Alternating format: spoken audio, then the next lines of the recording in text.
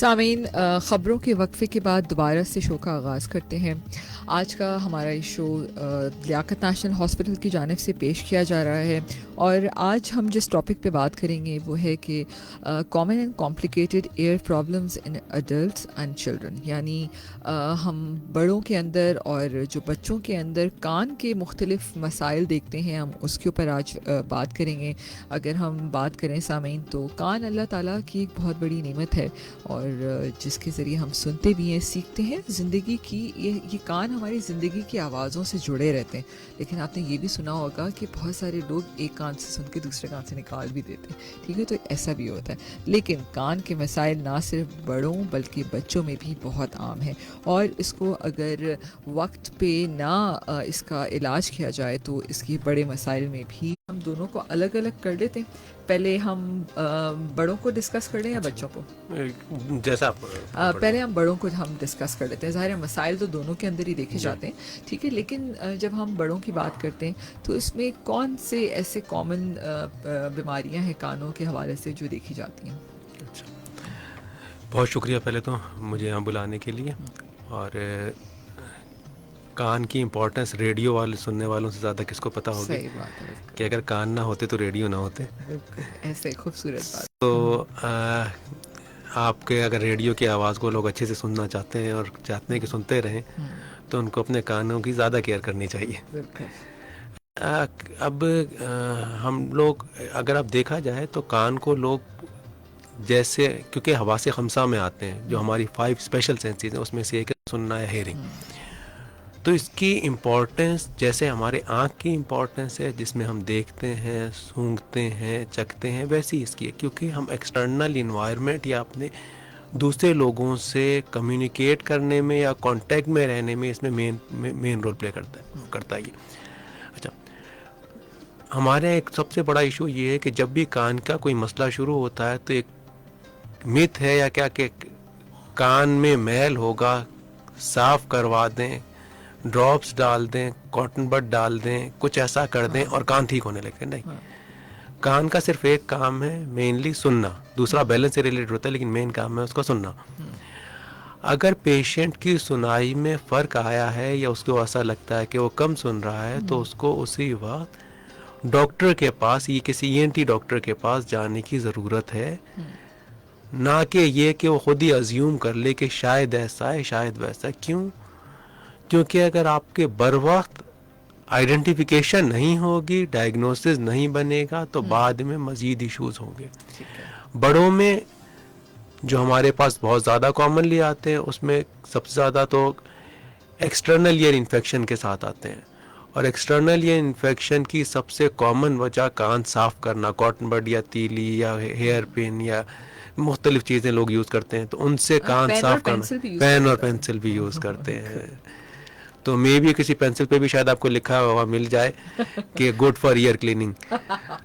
सो तो इस हद तक लोग। अच्छा, अब अल्लाह ताला ने कान में हेयरिंग क्लीनिंग का भी पूरा मैकेनिज्म क्रिएट किया हुआ है और कान को किसी भी तरह से साफ करने की ज़रूरत नहीं होती है। होता क्या है कि वो कॉटन बड या हेयर पिन या उससे या तो वो कान में कोई स्क्रैच लगा देते हैं, जिसकी स्क्रैच का अल्टीमेटली रिजल्ट इन्फेक्शन होता है, कान में ऑर्गेनिज्म ब्रीच से एंटर हो जाता है, या जो wax with normal movement of the temporomandibular joint, जो हमारे जबड़े के जोड़ की हरकत से जो वैक्स बाहर आ रही होती है, वो उसको पुश इन कर देते हैं।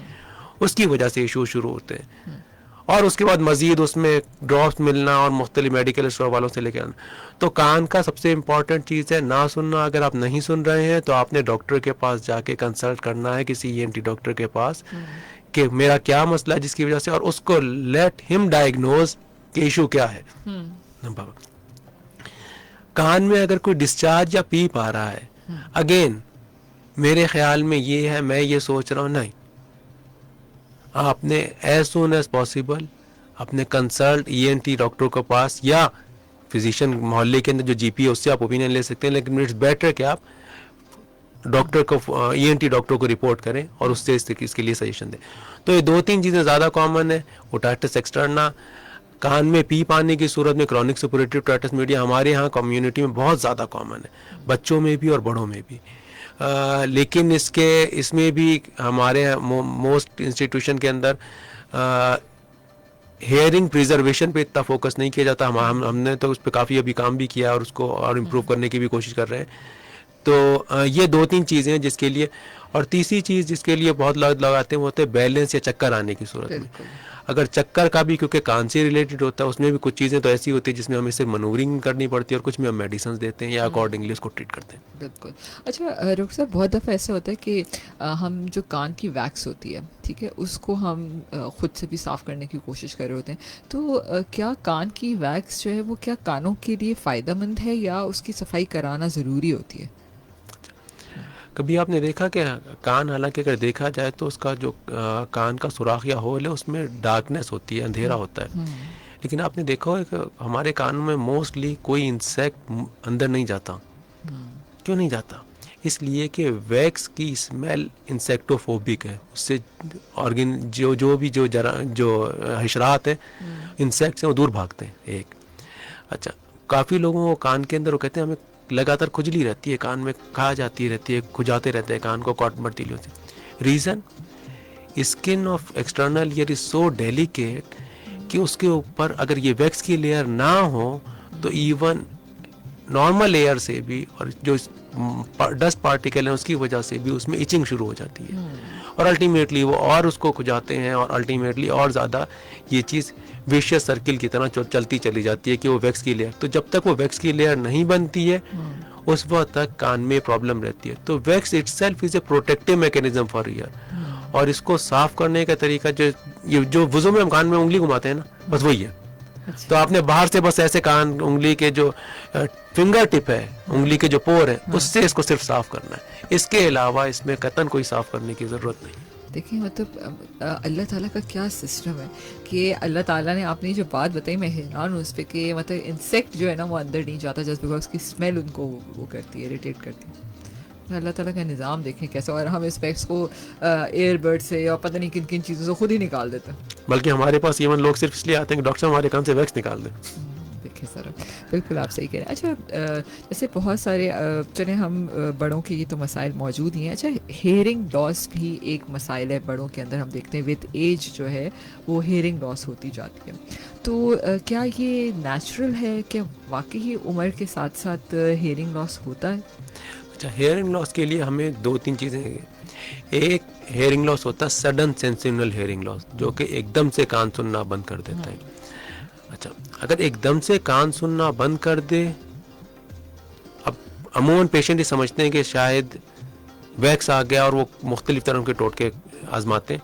अगर एकदम से कान सुनना बंद कर दे तो उसको हम जितनी जल्दी ट्रीटमेंट शुरू करें उसमें बेहतरी के इम्कानात होते हैं सडन सेंसेशनल हेयरिंग लॉस में। इनफैक्ट फर्स्ट मंथ में जो पेशेंट पहला महीना गुजार के आते हैं उसमें हम खुद ही उनको बता देते हैं कि आपके बेहतरी के इम्कानात कम हो चुके हैं। उसमें हम पेशेंट को स्टेरॉइड, ओरल स्टेरॉइड्स भी देते हैं और कान में इंजेक्शंस भी लगाते हैं। ये एक। अच्छा, दूसरा एज रिलेटेड नेचुरल है, जैसे चश्मा लगता है वैसे ही कान के अंदर। और अगर एज रिलेटेड हेयरिंग लॉस हो रहा है तो बहुत क्लियरली पेशेंट को, अगर इस चीज़ की ज़रूरत है तो पेशेंट जाए, हेयरिंग टेस्ट करवाए किसी भी अच्छे हॉस्पिटल से और उसके अकॉर्डिंगली एक हेयरिंग एड ले ले। क्योंकि एज के साथ जो कान की नस कमज़ोर होती है उसको इम्प्रूव करने की कोई मेडिसिन, कोई ड्रॉप्स नहीं है। लोग मुख्तलिफ कतरे, ड्रॉप्स, इस तरह की चीज़ें यूज़ करने की कोशिश करते हैं और सोचते हैं ऐसा नहीं हो सकता। तो इन दोनों चीज़ों को अलग अलग। इसके अलावा जो दूसरी कान की बीमारियां हैं जैसे क्रॉनिक सुपरेटरी ओटाइटिस मीडिया की भी मैंने थोड़ी देर पहले बात की, उसमें भी हेयरिंग लॉस होता है। जब हम उस डिजीज़ को ट्रीट करते हैं तो उसी वक्त हम उस पर हेयरिंग इंप्रूव करने के लिए भी मुख्तलिफ मेथड यूज़ करते हैं सर्जिकली। बिल्कुल। अच्छा डॉक्टर साहब, जैसे एक कॉमन नज़ला, ज़ुकाम या इस तरह का होता है, बहुत साइनस का मसला बहुत अरसे तक जिनको रहता है, या नज़ला भी जिनको बहुत ज़्यादा और जम जाता है, उससे भी कानों में दर्द शुरू हो जाता है और लोग फिर ख़ुद से ड्रॉप्स भी डालने लग जाते हैं। तो उसका क्या हल होता है? उसको छोड़ देना चाहिए या कोई जेनरिक कोई टोटका ऐसा है जिससे ठीक हो जाते हैं खुद ब खुद नज़ला सही हो तो? अच्छा देखिए, इसमें जो मैंने थोड़ी देर पहले बात कही कि अगर कान में हेयरिंग कम हुई है या ईयर ब्लॉक हुआ है तो यू हैव टू कंसल्ट। क्यों? फॉर एग्जांपल, अगर किसी पेशेंट को अपर रेस्पिरेटरी इन्फेक्शन है जिसको हम आम कॉमन नज़ला ज़ुकाम कहते हैं वो है, उसके बाद से अगर उसके कान में हेयरिंग कम हुई है तो उसकी दो वजूहत हो सकती हैं। नंबर एक, मिडिल ईयर के अंदर नेगेटिव प्रेशर हुआ या पानी आ गया, जिसको मोटाइटिस मीडिया विद डिफ्यूजन कहते हैं, उसकी वजह से। नंबर दो, कोई वायरल इन्फेक्शन हुआ और उसकी नस के ऊपर असर हुआ और उसको सडन सेंसिटिव हेयरिंग लॉस हो गया, जिसको मैं थोड़ी देर पहले जिक्र कर रहा था। तो इन दोनों चीज़ों को डिफ्रेंशिएट करना इसलिए ज़रूरी है कि अगर मैंने इसको सडन सेंसिटिव हेयरिंग लॉस नहीं समझा तो फिर अगेन मैं अपना चांस मिस कर दूंगा। अच्छा, जो नज़ला जुकाम की वजह से नेगेटिव प्रेशर है, उसके लिए कोई ड्रॉप फायदेमंद नहीं है, कान में कतरे नहीं डाले जाते हैं। हम नेजल स्प्रेज वगैरह देते हैं, कुछ एक्सरसाइजेज सिखाते हैं, स्टीम इनहेलेशन बताते हैं और उससे पेशेंट के ईयर को, मिडल ईयर को एयरेट करने की कोशिश करते हैं और मोस्टली पेशेंट उन पर रिस्पॉन्स कर जाते हैं। सही। अच्छा डॉक्टर साहब, यहाँ पर एक बहुत अच्छा सवाल आया, आई थिंक ये हम एक जेनरिक भी सबकी तरफ से पूछ सकते हैं। बहुत दफ़ा ऐसा होता है कि एक इंसान के पास काम का बहुत प्रेशर है, सुबह से लेकर शाम तक काम कर रहा है, होता है आजकल हर शख्स को मल्टीटास्किंग करनी होती है।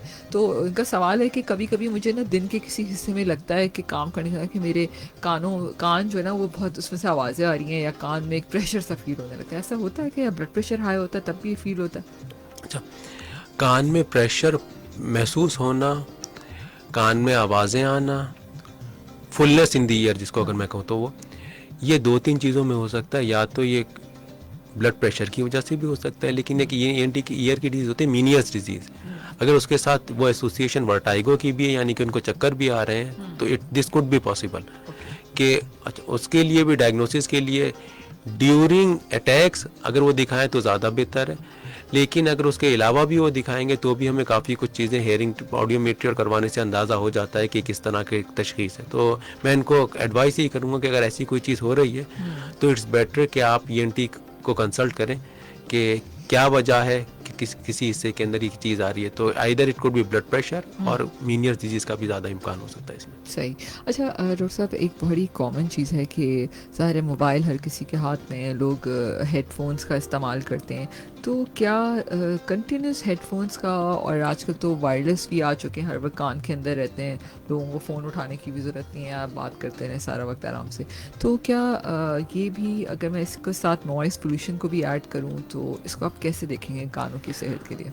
अच्छा, अगर ईयर का एक बहुत नॉर्मल मैकेनिज्म है, अगर साउंड लेवल हमारा विद इन नॉर्मल लिमिट्स है, चाहे वो हेडफोन से हो चाहे वो डायरेक्ट एक्सपोजर हो, पेशेंट को, किसी भी सब्जेक्ट को, किसी भी इंसान की हेयरिंग पे कोई फर्क नहीं पड़ना चाहिए। अच्छा, अगर चाहे आपने अभी हेडफोन लगाए हुए, आप पूरे दिन हेडफोन, लेकिन जो साउंड अभी मेरे कान में आवाज़ आ रही है, मैं चाहे पूरे दिन भी इससे बात करता रहूँ, मुझे फर्क नहीं पड़ना है। हाँ, नॉइज पॉल्यूशन, यानी कि अगर अबव 60 dB, अबव 70 dB और अबव 80 डेसिबल की साउंड्स हैं, डेफिनेटली वहाँ पे ईयर प्रोटेक्शन की ज़रूरत होती है और चीज़ें करती रहती हैं। नॉइज़ पोल्यूशन में जैसे फॉर एग्जांपल अभी हम शाहरा फैसल पे आ रहे थे और मुख्तलिफ़ किस्म की गाड़ियाँ जा रही होती हैं और उनके अंदर स्पेशली वो जो बसेस वाले हैं उसमें अजीब से किस्म के हॉर्न बजे होते हैं, वो इशू है, बिल्कुल इशू है, क्योंकि उनकी जो अगर आप साउंड देखें तो डेफिनेटली उनका जो साउंड प्रेशर लेवल है वो 70-80 dB से ऊपर का लगता है मुझे। तो पता नहीं वो चेक होते हैं नहीं होते, उसमें कोई रिकमेंडेशन तो होती नहीं है, लेकिन बहरहाल ये चीज़ें हैं, उसको कंट्रोल करने की ज़्यादा ज़रूरत है। अगर आपको हेडफोन कंटिन्यूसली यूज़ करना है, उसकी भी आप साउंड अगर नॉर्मल रेंज में रखेंगे तो ऐसी कोई स्टडी अभी तक रिपोर्ट नहीं हुई है कि उसकी वजह से, ड्यूरेशन की वजह से इशू, मेन इशू ज़्यादा साउंड लेवल हो और कंटिन्यूस हो तब इशू है। तो ज्यादा साउंड लेवल होना एक इम्पॉर्टेंट चीज है, आप उसको कम आवाज के अंदर यूज करें, ठीक है। बिल्कुल, आप देखें जब हम हेडफोन यूज करते हैं तो उसमें एक रेड सिग्नल आ जाता है कि जी अब आवाज ज्यादा है, नॉट गुड फॉर ईयर, इसका मतलब है कि आप नीचे कर लें। एक कॉल लेते हैं जी। अस्सलाम वालेकुम। वालेकुम मैडम, कैसे हैं? एक बार ताजुद्दीन बोल रहा हूँ। जी ताजुद्दीन साहब कैसे हैं सर? आप नाम तो मैं भूल, डॉक्टर अहमद नवाज, क्या सवाल करेंगे? अहमद नवाज है। अच्छा, आप आज कान ईयर्स के ऊपर है ना? जी, क्या तो सवाल? एक तो जवाब आपने अभी थोड़ी देर पहले दिया है कि कान में ड्रॉप मत डाला करें। ठीक है। तो ड्रॉप डालने से क्या मतलब फायदा नहीं होगा, या उंगली से भी बाद लोग सफाई करते हैं? तो मतलब ये है कि मेरा वो सवाल ये है कि अपना ड्रेन से निकल जाता है। हाँ, वो फ्लाइट में जाते हैं ना, तो फ्लाइट में शोर बहुत होता है ना, तो कान बजने लगते हैं, तो इसके लिए बड्स वगैरह आदमी इस्तेमाल कर सकता है। ठीक है, ओके, बहुत तो अच्छा सवाल है आपका। Thank you so much Tajuddin. बिल्कुल ब्रेक के बाद इस सवाल का जवाब डॉक्टर साहब देते हैं, हमारे साथ ही रहिए। हमारे साथ ही रहिए। और ताजुद्दीन का अच्छा सवाल है, बहुत लोग जब जहाज़ में सफ़र करते हैं तो उनको कानों में एक प्रेशर फील होता है एक आवाज़ से, तो उसके लिए क्या करना चाहिए? बहुत सारे लोग उंगली से सफाई कर देते हैं, ये डॉक्टर साहब ने भी बताया, इसको दोबारा बता देंगे। डॉक्टर अहमद नवाज हमारे साथ स्टूडियो में मौजूद हैं, consultant ENT from Liaquat national hospital. Stay tuned with अस।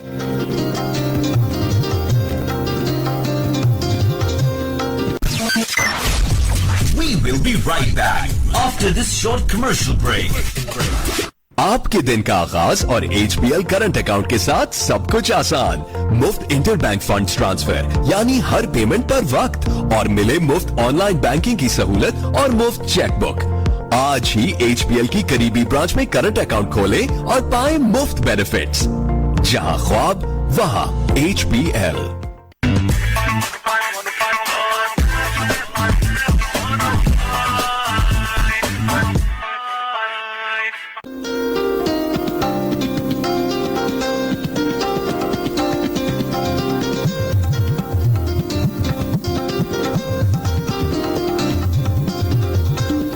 सामीन अंबर आपकी होस्ट, आपके पसंदीदा शो हेल्थ फॉर एवरीवन में इस वक्त आप हमें लाइव देख रहे हैं हॉट FM 105 के स्टूडियो से। इस वक्त आप हमारी आवाज़ लाइव रेडियो पे भी सुन रहे हैं और यूट्यूब पे भी आप लेटर ऑन इस पे अंबर रज़ाक के यूट्यूब चैनल को भी सब्सक्राइब करके भी हमारा शो देख सकते हैं। www.fb.com/hotfm यानी फेसबुक पे भी इस वक्त लाइव देख रहे हैं, वहाँ वीडियो के नीचे भी अपना सवाल भेज सकते हैं, कॉल कर सकते हैं हमेशा की तरह 021-111-000-105 के ऊपर। हमारी ऐप अपने मोबाइल पे डाउनलोड कीजिए और लाइव हमारी वेबसाइट से भी आप स्ट्रीमिंग करके पूरी दुनिया से कहीं से भी ये आवाज़ लाइव सुन सकते हैं। हमारे साथ डॉक्टर अहमद नवाज मौजूद हैं, consultant ENT from Liaquat national hospital. कानों के मसाइल बड़ों और छोटों के अंदर क्या हो सकते हैं वो हम डिस्कस कर रहे थे। बड़ों के मसाइल हमने डिस्कस किए। कॉल थी हमारे पास ब्रेक से पहले, ताजुद्दीन का सवाल था कि जहाज़ के सफ़र में अक्सर लोगों को मसले आते हैं कि जब वो सफ़र ख़त्म भी हो जाता है लेकिन कान जो है ना वो बंद ही रहते हैं, एक दिन के बाद जाके खुलते हैं। अच्छा, जहाज़ में जो कान की मसला आने की वजह वो मिडिल ईयर प्रॉब्लम है। तो वो उनका पहली बात ये थी कि उंगली से सफाई से या कॉटन बड या किसी भी चीज़ से रुई से बंद करने से क्या कोई फ़र्क पड़ेगा? नहीं, उससे फ़र्क पड़ेगा ही नहीं। जो हमारे नाक और कान के दरमियान कनेक्शन होता है वो मेनली मिडिल ईयर के अंदर एयरेशन करता है और उसका प्रेशर को उतना ही रखता है जितना कि बाहर इन्वायरमेंट का प्रेशर हो, यानी कि 0 DAPA के ऊपर रखता है। अगर किसी वजह से जैसे जहाज़ ऊपर गया है, हवा का प्रेशर कम था, ईयर ने अपने आप को उस हिसाब से कर लिया, जब जहाज़ लैंड करेगा ज़मीन पे प्रेशर बढ़ जाएगा। तो अब कान अगर फ़ौरन, कुछ लोगों के कान में अगर या नॉर्मली भी किसी वजह से एयर प्रेशर नॉर्मल ना हो सके तो उस वजह से प्रॉब्लम आती है। उसके लिए एक तो जब वेलसल्वा कहते हैं, यानी कि नाक पकड़ के मुंह में हवा भरी जाती है नाक बंद करके, एक तो वो कहलाता है। बाकी हम रिकमेंड करते हैं कि मल्टीपल टाइम स्वेलो करें, चाहे वो चिंगम चबाते हुए लोग, फिर बच्चे स्वेलो करते चबा लेती हूँ, हाँ, बिल्कुल सही रहता है तो उससे बार बार, और उससे स्वेलो करने से जो यूशियन ट्यूब है, जो कनेक्शन है बिटवीन नोज एंड ईयर, वो बार बार ओपन होता है और एयरेशन हो जाती है। तो उस पूरी सिचुएशन के अंदर अगर आप कोई भी ड्रॉप्स डाल रहे हैं या कुछ कर रहे हैं, उससे कोई फायदा नहीं होना, कुछ डाल भी रहे हैं तो कोई फायदा नहीं होना, क्योंकि वो जहाँ पे इशू है वहां तक वो चीज पहुंच ही नहीं रही है। सही बात है। The thing is going on behind the tympanic membrane, ear drum से पीछे हो रहा है जो कुछ हो रहा है। बिकॉज च्युइंगम जो है ना सब बेस्ट होता है, ये मैंने एक्सपेरिमेंट किया। और जब स्पेशली टेक ऑफ कर रहा होता है ना, अब उसके कुछ मिनट तक खा लें तो फिर इसके बाद कान नहीं बंद होता। तो ये बिल्कुल आप सही कह रहे हैं कि च्युइंगम बेस्ट होता है या सोलो करते रहे। कुछ एक कॉल लेते हैं जी। अस्सलाम वालेकुम। हेलो जी, वालेकुम सलाम। कौन बात कर रहे हैं, कहाँ से? मैं कराची से बोल रहा हूँ, मेरा नाम आयात है, मैं आपका प्रोग्राम सुनता हूँ जी। लेकिन डॉक्टर साहब ये सवाल है, जो गांव देहात में औरतें जो बच्चों के या बड़ों के कान में पाइप लगा के वो फेंकती हैं, कचरा निकालती हैं, कीड़े निकालती हैं, ये हकीकत में होते हैं या इनके पाइप में या ये ऐसे कोई मसला होता है, या इनसे ये सफाई करवानी चाहिए या नहीं? और दूसरा सवाल ये है कि मैं खुद ये कंपनी में काम करता हूँ, रुआं उठता है और मेरे को भी कम सुनाई देता है। मैंने पानी थोड़ा गर्म करके वो कभी कभी कान में डालता हूँ, और ये तरीका मुझे इस्तेमाल करना चाहिए या दूसरा कोई तरीका डॉक्टर से सवाल है पूछ के बताएं। मतलब ये जिस फैक्ट्री में काम करते हैं वहाँ रुआं उड़ता है? अच्छा, पहली बात तो जो वो पूछ रहे थे ख़वातीन के बारे में ऐसा कुछ करती हैं, अगर कान में बजाते खुद अंदर कोई कीड़ा पैदा हो ही नहीं सकता। कान के अल्लाह ताला ने साख्त ऐसी बनाई है, मुंह में या कान में। अमूमन जिन लोगों के कान से पीप आ रही होती है उस पे जो हाउस फ्लाइज होती हैं वो आके कुछ एग कुछ अंडे दे देती हैं और उससे कीड़े बनते हैं। तो ऐसी कोई चीज़ नहीं होती है कि आप फूंक मार के, हाँ वो जो पाइप से अगर कुछ ऐसी चीज़ करें तो उससे कान के पर्दे में या ईयर ड्रम में सुराख होने का खतरा ज़रूर होता है। तो ऐसा कुछ नहीं करना चाहिए। बिल्कुल। अच्छा, अभी मैंने थोड़ी देर पहले बताया कि हमारे कान को नॉर्मली सफाई की ज़रूरत नहीं है। अल्लाह ताला ने हमारे कान में ऐसा पूरा निज़ाम बनाया हुआ है जिससे कान खुद ब खुद साफ़ होता है। आपका जो भी कान के जो फैक्ट्री में रुआं उड़ता है, अगर आप कान में वैक्स साफ़ नहीं करते हैं और वैक्स अंदर मौजूद रहे तो वो रुआं उसी में इंट्रैप हो जाता है अब क्या है, गर्म और पानी उसी डाल तरह के बाहर आहिस्ता आहिस्ता करके वापस आता रहेगा। तो गर्म पानी डालने की कतन कोई ज़रूरत नहीं है। जिस तरह नॉर्मल नहाया जाता है उसी तरह कर सारी एक्टिविटीज़ करें। अगर आपके कान कम सुन रहे हैं तो किसी ENT को कंसल्ट करें ताकि वो आइडेंटिफाई कर सके कि किस वजह से कान कम सुन रहे हैं और उसके अकॉर्डिंगली उसको ट्रीट कर सके। बिल्कुल आप सही कह रहे हैं। अच्छा डॉक्टर साहब, इसी तरह अगर हम बच्चों की भी बात करें तो बच्चे बड़े सब स्विमिंग भी करते हैं, तो क्या स्विमिंग के दौरान भी कोई एहतियात करनी चाहिए कान के अंदर? स्विमिंग के लिए आपको स्विमिंग पूल की इन्वायरमेंट को बेहतर बनाने के लिए करनी चाहिए। बाकी कान वाटरप्रूफ है।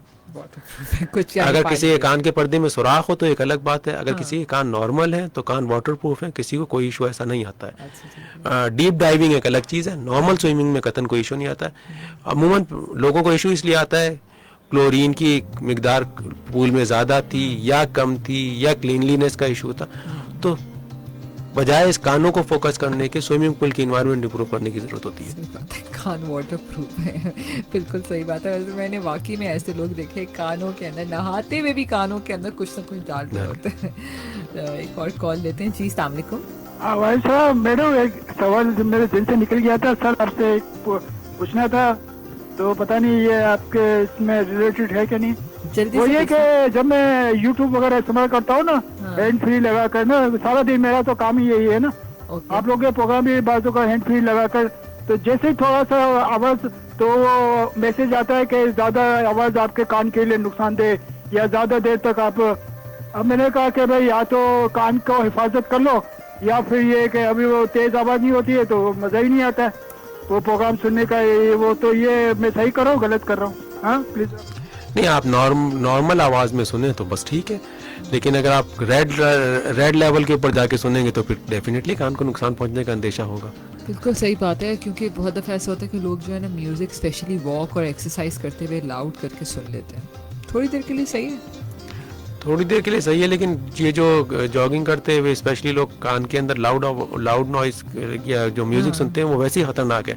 आप खुद सोचेंगे आप किसी रोड के ऊपर म्यूज़िक ऐसे ही कान के अंदर म्यूज़िक लगा के जॉगिंग कर रहे हो, आपको ना तो पता चलता है कि पीछे से कोई गाड़ी हॉर्न दे रही है, कुछ और हो रहा है। तो ये तो या ड्राइविंग के दौरान भी अगर आप बहुत लाउड साउंड के साथ ही लेके चल रहे हैं तो आपको अपने टास्क को फोकस करना होता है, ना कि सिर्फ और सिर्फ। तो आपको अगर इंजॉयमेंट के लिए है तो लाइट म्यूजिक सुन सकते हैं, हल्की आवाज़ में सुन सकते हैं, लेकिन इतना आवाज़ में सुनना कि आपको सराउंडिंग इन्वायरमेंट की आवाज़ आना बंद हो जाए, ये तो वैसे ही डेंजरस है। बिल्कुल। और हल्की आवाज़ में अगर आपको सुनाई नहीं दे रहा इसका मतलब हेयरिंग का मसला है, तो डॉक्टर को दिखाएं।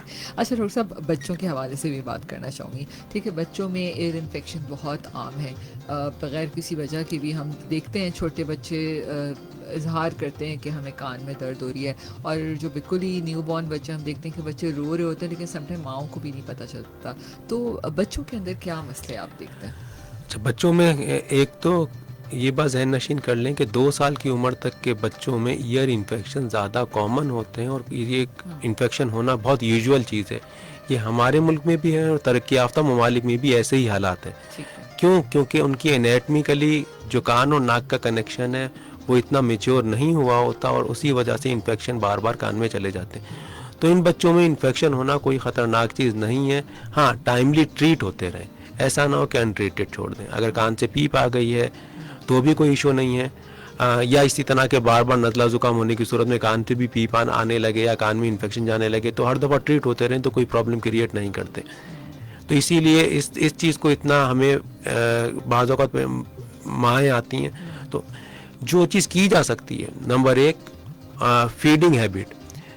माएँ बॉटल की तरफ बच्चों को ज़्यादा ना लगाएं, उसकी वजह से कान में इन्फेक्शन होने का चांस बढ़ता है। नंबर 2, फीडिंग टेक्निक, जब मदर फीड कर रही हैं तो बच्चों को लिटा के फीड ना करें। अगर अपना मदर फीड कर रही हैं तो लिटा के फीड ना करें, गोद में बिठा के सर को गोद में रख के थोड़ा ऊंचा रख के हमेशा बच्चे को फीड करें, वरना कान की तरफ यूस्टेशन ट्यूब के थ्रू दूध जाते हैं की सूरत के अंदर इन्फेक्शन उस तरफ जा सकता है। तो बच्चों के लिए ये ज़्यादा चीज़ें इंपॉर्टेंट है। बाकी एक चीज़ ध्यान में रखिएगा, हमारे पास अक्सर माएँ आती है कि बच्चा अपने कान पकड़ता है सारी रात, ऐसा कर रहा है। बच्चे को खुजली आएगी तो भी वो रोएगा और कान को हाथ लगाएगा, दर्द होगा तो भी, तो उसका एक्शन हमेशा एक ही होता है। तो पहले बच्चे में माएँ ज़्यादा परेशान होती हैं, दूसरे तीसरे बच्चे में वो समझ चुकी होती हैं कि कब डॉक्टर के पास जाना है और कब नहीं जाना है। दूसरा, बच्चों की इंपॉर्टेंट चीज़ जो बच्चों के बारे में, ऐसे बच्चे जो पैदाइशी ना सुनते हों। अच्छा, सबसे शुरू में लियाकत नेशनल हॉस्पिटल में तो हमने इसके लिए एक हियरिंग स्क्रीनिंग प्रोग्राम शुरू किया हुआ है, जिसका मतलब ये है कि हर बच्चा जो कि लियाकत नेशनल हॉस्पिटल में पैदा हो रहा है उसका हियरिंग टेस्ट मैंडेटरी है। ये स्क्रीनिंग है, ऑटो एकॉस्टिक इमिशन के थ्रू हम हर बच्चे की स्क्रीनिंग करते हैं, ताकि इसकी अहमियत इसलिए है कि हमारी लैंग्वेज डेवलप होने में हमारे सुनने का ही बुनियादी किरदार है। अगर मैं सुनूंगा तो मैं बोल सकूंगा। हम जब बच्चे से पहले ही महीने से बात करना शुरू करते हैं तो ऐसा नहीं है कि अगर बच्चा समझ नहीं रहा है लेकिन फिर भी बच्चा सीख रहा होता है हमारी लैंग्वेज से। अल्टीमेटली के पूरे साल वो हमारी बातें सुनता है या 6 महीने 8 महीने बाद वो कुछ अल्फाज बोलना शुरू कर देता है, लेकिन ये सिर्फ उसी सूरत में मुमकिन है अगर वो सुन रहा हो। तो ऐसे बच्चे जो कि आवाज़ ना सुन रहे हों उनका अर्ली आइडेंटिफिकेशन ज़रूरी है। बाज़ औक़ात ऐसा नहीं, और अगर आपको अपना बच्चा ऐसा लगता है कि वो नहीं सुन रहा या नहीं बोल रहा है, कल ही एक बच्चा हमारे पास आया था, किसी ने उसको कहा हुआ था कि जी 2 साल का बच्चा था, उसकी वॉइस जो स्पीच बिल्कुल नहीं थी। अच्छा, किसी डॉक्टर ने उनको बताया था कि जी इनका तांतवा है, जबान टंग टाए, जबान जो है नीचे की तरफ फ्लोर ऑफ माउथ से अटैच है, इस वजह से नहीं सुन रहे। नहीं, हमें काफ़ी मुश्किल पेश आई, लेकिन हमने उसके पेरेंट को समझाया कि आप इस बच्चे की हेयरिंग टेस्ट करवाएं।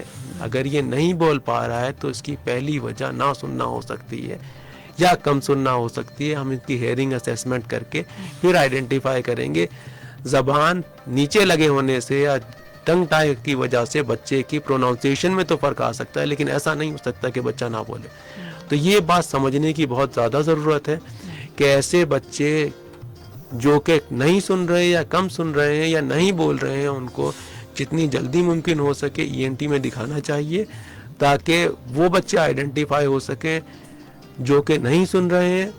अगर हम ऐसा जल्द अज जल्द नहीं करेंगे तो उनके साल ज़ाया होते रहेंगे। ऐसा बच्चा जिसने अगर कभी ना सुना हो 7 साल की उम्र तक, तो 7 साल की उम्र के बाद वो सुनने भी लगेगा तो नहीं बोलेगा। ऐसे बच्चों का हल जो कि पैदाइशी तौर पे बहरे या ना सुनने में डेफ होते हैं, उनका हल कॉकलियर इम्प्लांट है। हमारे यहाँ पूरा cochlear implant Liaquat national hospital में मौजूद है, जिसमें हम बच्चों को आइडेंटिफाई करते हैं, बाद में रिहेबिलिटेशन भी करते हैं। और इसको पूरी दुनिया में इस चीज़ में कंसेंसस है, तमाम माहिरीन का कंसेंसस है कि कॉकलियर इम्प्लांट आप जितनी जल्दी बच्चे को लगाएंगे उतना ही बच्चे की सीखने की सलाहियत को आप बचा सकेंगे और उतनी ही बेहतर तरीके से लैंग्वेज उसकी डेवलप करवा सकेंगे। बिल्कुल, एक बहुत अच्छा एक और सवाल है, आप आपको थोड़ी देर में शामिल करते हैं। जी अस्सलाम वालेकुम, कौन है हमारे साथ कॉल पे? वालेकुम सलाम, कराची से इब्राहिम बोल रहा हूँ। जी इब्राहिम साहब, मेरी एज है 75। ठीक है। अच्छा, मेरा मसला ये है कि मेरे कान जो है ना हर वक्त बजते रहते हैं और एक सनसनाटी और वो भी मैं फ्लैट पे रहता हूँ, तो एक घर में होता हूँ जब ये होता है। जब मैं बाहर निकलता हूँ या मस्जिद वगैरह में जाते हैं तो फिर ये आवाज़ नहीं आती ना। तो मैंने कानों का टेस्ट भी कराया है, तो उसमें मेरी समाज 98% और राइट वाले की 97% आई है।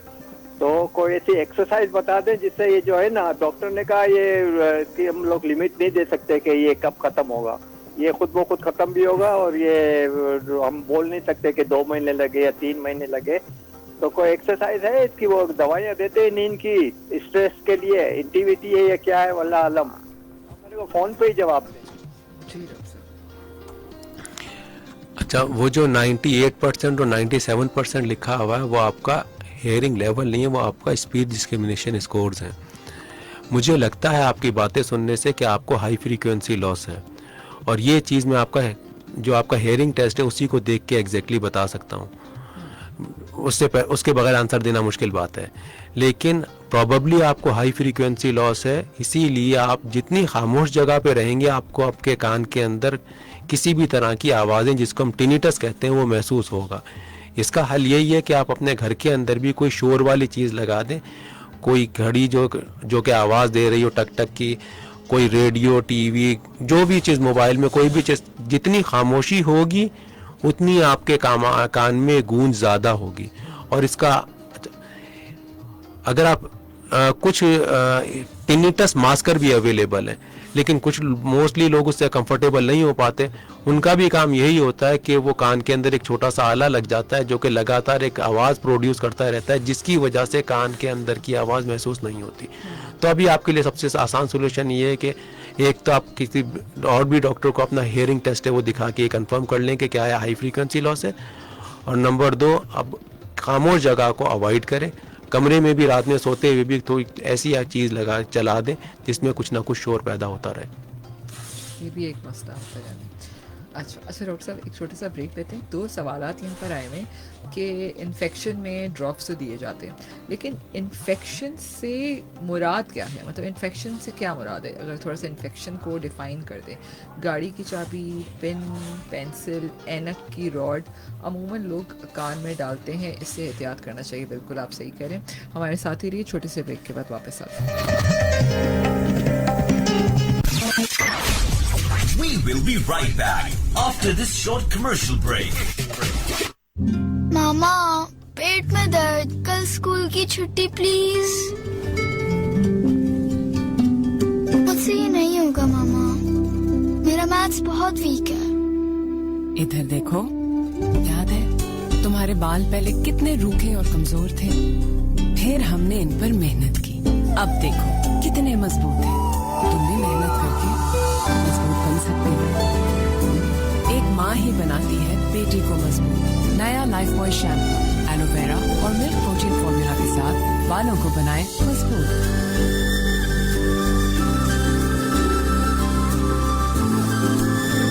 लाइफ बॉय शैम्पू, मजबूत सोच, मजबूत तुम।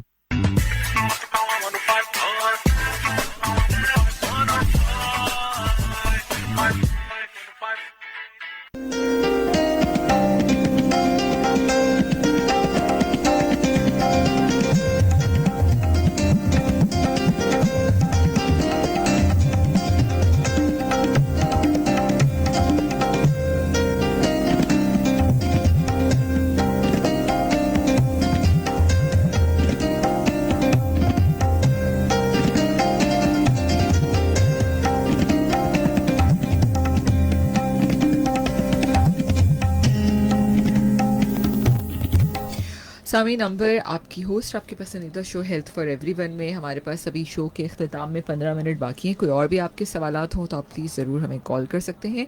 हमारे साथ डॉक्टर अहमद नवाज़ मौजूद हैं, consultant ENT from Liaquat national hospital. Doctor साहब, एक सवाल था कि इन्फेक्शन में ड्रॉप्स तो दिए जाते हैं, लेकिन एग्जैक्टली कानों के इन्फेक्शन से क्या मुराद है? अच्छा, जिस्म में कोई भी बीमारी जो कि जरासीम की वजह से हो, जैसे बैक्टीरिया या फंगस या वायरस, उसको हम इन्फेक्शन कहते हैं। ईयर का इन्फेक्शन, एक्सटर्नल ईयर का इन्फेक्शन भी हो सकता है और मिडिल ईयर का इन्फेक्शन भी हो सकता है। हर ईयर इन्फेक्शन में ड्रॉप की ज़रूरत नहीं होती है। अगर एक्सटर्नल ईयर का इन्फेक्शन है उसमें हम ड्रॉप्स देते हैं। अगर मिडिल ईयर का इन्फेक्शन उन पेशेंट्स में है जिनमें कान के पर्दे में सुराख या ईयर ड्रम में सुराख नहीं है, उनमें हम ड्रॉप्स प्रिस्क्राइब नहीं करते, जैसे एक्यूट ओटाइटिस मीडिया। लेकिन उन पेशेंट में जिनमें ईयर ड्रम में होल होता है उसमें हम ड्रॉप्स भी देते हैं। तो ये पूरी एक, दिस इज़ नॉट समथिंग कि मैं एक जर्नलाइज कह दूं कि ईयर का इन्फेक्शन ईयर में भी 3 पार्ट होते हैं, एक्सटर्नल ईयर, मिडिल ईयर और इंटरनल ईयर। तो जहाँ का इन्फेक्शन होता है उस हिसाब से हमें ट्रीट करना पड़ता है। कुछ में मेडिसिन, ओरल मेडिसिन देते हैं, कुछ में हम ईयर ड्रॉप्स देते हैं और इसी तरह अकॉर्डिंगली इसको ट्रीट करते हैं। अच्छा डॉक्टर साहब, अभी हम जब लियाकत नेशनल हॉस्पिटल की बात करते हैं तो लेटेस्ट जो कानों की ट्रीटमेंट है, इसमें से आपने एक कॉकलियर इम्प्लांट तो बताया कि जब पैदाइशी बच्चे होते हैं उनके अंदर ये मसला हो तो उसको फ़ौरन किया जा सकता है।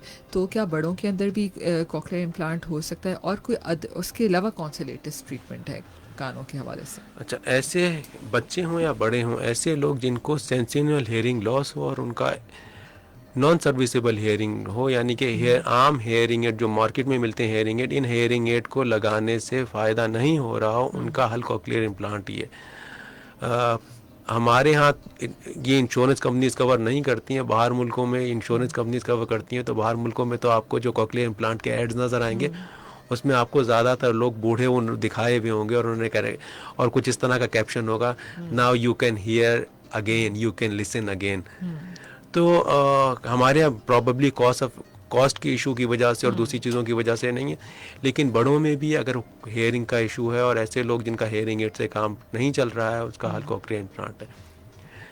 दूसरी लेटेस्ट मेथड जो हम यूज़ कर रहे हैं, हमने एंडोस्कोप यूज़ करना शुरू किए हैं पिछले 7-8 सालों से। पाकिस्तान के अंदर जिन चंद लोगों ने शुरू में इस टेक्निक को यूज़ करना शुरू किया था, उसमें से ये एक मैं था। अब तो हम चीज़ें काफ़ी डेवलप हो गए। तो एंडोस्कोप जैसे पित्ते की सर्जरी की जाती है, लेप्रोस्कोपिक, इसी तरह कान के अंदर भी एंडोस्कोप। बल्कि इनफैक्ट जब मैंने शुरू में ये काम लियाकत नशीं हॉस्पिटल में और दूसरे हॉस्पिटल में लोगों ने करना देखा, तो उन्होंने बड़ा मजाक में मुझे कहते थे कि आप कान की कॉलिसिस्टेक्टमी कर रहे हैं, कान की लेप्रोटमी कर रहे हैं, क्योंकि उन्हीं के इंस्ट्रूमेंट शुरू में तो हम यूज़ कर जो एंडोस्कोप वगैरह यूज़ किए थे उनके। तो बहरहाल ये एक लेटेस्ट मेथड है, इसमें हम बहुत बेहतर तरीके से कान को एग्जामिन कर सकते हैं और कान का हेयरिंग मैकेनिज्म ज़्यादा बेहतर तरीके से रिकंस्ट्रक्ट कर सकते हैं। इसी तरह कान के अंदर मुख्तलिफ इम्प्लांट्स भी हम बहुत फ्रीक्वेंटली यूज़ कर रहे हैं, जिससे पेशेंट की हेयरिंग इम्प्रूव होती है। तो जो क्रॉनिक सुपरएटिव ओटाइटिस मीडिया है, अब हमारा फोकस मोस्टली सिर्फ ये नहीं है कि हम कान में से बीमारी ख़त्म कर दें, बल्कि हमारा उसमें हमने एक नेक्स्ट स्टेप ऐड किया और अगले स्टेप पे गए, जिसमें हम रिहेबिलिटेशन पे भी उतना ही फोकस करने लगे हैं, ताकि पेशेंट के कान ना सिर्फ ये कि कान डिजीज़ फ्री हो, बल्कि उसकी हेयरिंग भी इम्प्रूव हो। बिल्कुल। अच्छा डॉक्टर साहब, अभी हम ब्रेक में बात कर रहे थे कि जिन लोगों का कान में कंटिन्यूस एयर डिस्चार्ज होता रहता है, वो क्या एहतियात करें? अच्छा, ऐसे लोग, अभी तो हमने थोड़ी देर पहले बात की थी कि जी बच्चों के कान में अगर डिस्चार्ज आए तो बस ठीक है, इतना इशू नहीं होता, वो ट्रीट हो जाता है। लेकिन अगर बड़ों के कान में डिस्चार्ज है और स्पेशली 3 महीने से ज़्यादा का टाइम गुजार चुके हैं, तो ऐसे कानों को हम क्रॉनिक सुपरएटिव ओटाइटिस मीडिया कहते हैं कि इनको क्रॉनिक डिजीज़ हो गई है।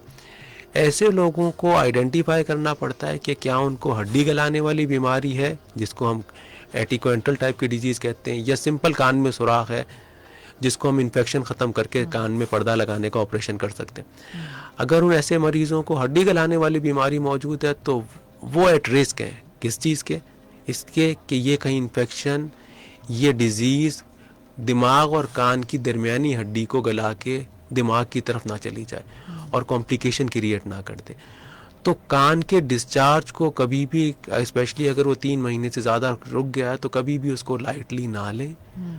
वो किसी भी बीमारी का पेश खैमा हो सकता है, और बजाय इसके कि हम कान में हेयरिंग के जितना मैकेनिज्म है वो तबाह हो चुका हो, उसके बाद डॉक्टर के पास जाएं और उसको वापस से इसको रिकंस्ट्रक्ट करने में मुश्किलात पेश आए, उसके लिए बेहतर है कि आप अर्ली एडवाइस सीख करें, पहले जल्दी डॉक्टर के पास जाएं, ताकि आपके कान डिजीज़ फ्री भी हो जाए, डिजीज़ भी मुकम्मल ख़त्म हो जाए, और आपकी हेयरिंग भी जितनी बच सकती है वो बचे, और उसको उसमें अल्टीमेटली फिर हमें रिकंस्ट्रक्शन में भी आसानी होती है। बिल्कुल बिल्कुल। अच्छा डॉक्टर साहब, बहुत सारे लोग ना हेयरिंग डिवाइसेस यूज़ करते हैं, तो कोई एडवाइस देना चाहेंगे, क्योंकि ह्यूमिड है हमारे मुल्क में, कंटिन्यूस वो पहने भी रहते हैं, तो थोड़ा सा कोई ऐसी एडवाइस है जिससे उसकी हेल्थ जो है कानों की वो मेंटेन रहे?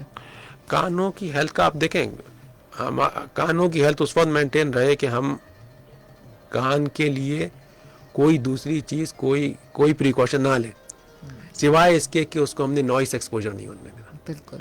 इसके अलावा किसी मजीद चीज़ की हमें ज़रूरत नहीं है। ठीक है। अच्छा स्पेशली मैं बच्चों की बात आखिर में फिर करना चाहूँगी कि बहुत सारे बच्चे ज़ाहिर है, जैसे माएँ भी घरों में आवाज़ दे रही होती हैं, तो बच्चे सुनते ही नहीं है। आप टीवी देख रहे हैं या क्लास में भी कभी कभी टीचर कहती है सुनता नहीं है, तो क्या ये वो जानबूझ के नहीं सुनते, या कभी कभी ये मसला कोई हेयरिंग का भी मसला हो सकता है? कुछ बच्चे हमारे पास इनफैक्ट आते ही इसलिए हैं कि डॉक्टर साहब इनके स्कूल में ग्रेड कम हो गए हैं, या टीचर को लगता है कि इनको आवाज़ कम आ रही है। अच्छा, काफ़ी स्कूल्स ने जब भी इस चीज़ को देखते हुए हेयरिंग स्क्रीनिंग मैंडेटरी कर दी है, कि वो कहते हैं कि जी आप जाएं हेयरिंग टेस्ट करवाएं। तो अगर आपको थोड़ा सा भी शक है कि आपका बच्चा कम सुन रहा है, तो आपको ENT से कंसल्ट करके हेयरिंग टेस्ट करवाना चाहिए। क्यों? हेयरिंग इटसेल्फ एक इनपुट है, इनपुट जिससे बच्चा सीखता है। बच्चा देखता है तो सीखता है, बच्चा सूंघता है तो सीखता है, बच्चा सुन रहा है तो सीख रहा है, फील कर रहा है तो अगर मेरे बच्चे का कोई एक इनपुट वीक है तो मैं नहीं चाहूँगा, तो इसका मतलब वो बाकी बच्चों के मुकाबले में अंडर प्रिविलेज बन गया है। तो ऐसा अगर आपको किसी भी मौके पे ऐसा लगता है तो आप अपने ENT डॉक्टर के पास जाएं।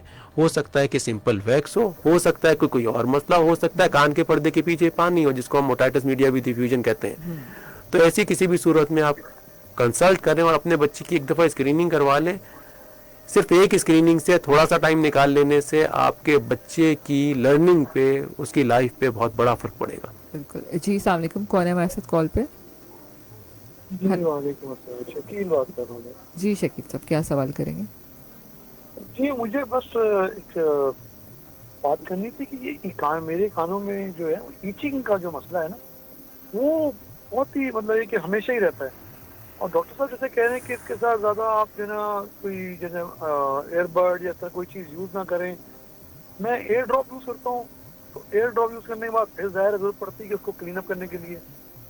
तो लेकिन ये कि वो अगर ना करूँ तो ईचिंग खत्म नहीं होती। तो एक परमानेंट सोल्यूशन क्या है इसका, प्लीज? Thank you.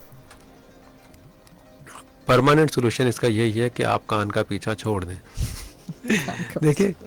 देखिए आप जितनी दफ़ा मैंने आपको बताया ना कि जी वैक्स से एक thin layer of wax external auditory canal या ईयर कनाल के अंदर पूरी जब तक क्रिएट नहीं होगी आपकी ये फीलिंग ख़त्म नहीं होगी।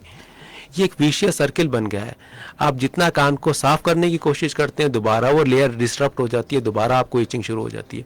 असल मसला कान की स्किन, हाँ कान की स्किन जो है वो इतनी डेलिकेट है कि वो आम एयर पार्टिकल जो है उसको उससे एक्सपोजर होगा तो आपको इचिंग देगी। तो इसका सोल्यूशन यही है कि आप 2 से 3 महीने कान को साफ करना छोड़ दें, ना साफ करें ना ईयर ड्रॉप डालें। ईयर ड्रॉप भी क्यों डाल रहे हैं? कान में किसी भी क्लीनिंग की जरूरत नहीं है। ये कोई गाड़ी का कार्बोरेटर नहीं है कि आपने कुछ अंदर कुछ डाला और उसके बाद कान साफ हो गया। तो ऐसी कोई भी चीज़ यूज़ नहीं करें प्लीज़।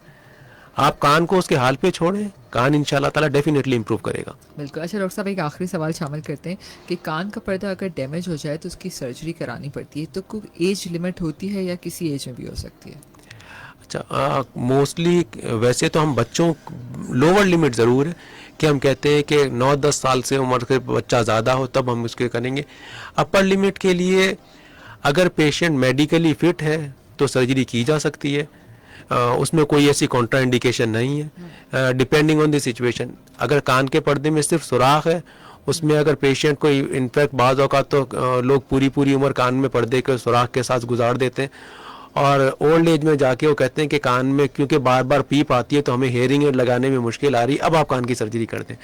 तो मैं तो लोगों को जब ये हमेशा मशवरा देता हूँ कि अगर आपके कान के पर्दे में सुराख है तो आप जवानी में ही सर्जरी करवा लें, बजाय इसके क्या बुढ़ापे में हेयरिंग एड लगवाने के लिए कहेंगे कान में पीप आ रही है इसलिए मुश्किल हो रही है तो हेयरिंग एड लगा। सही बात है।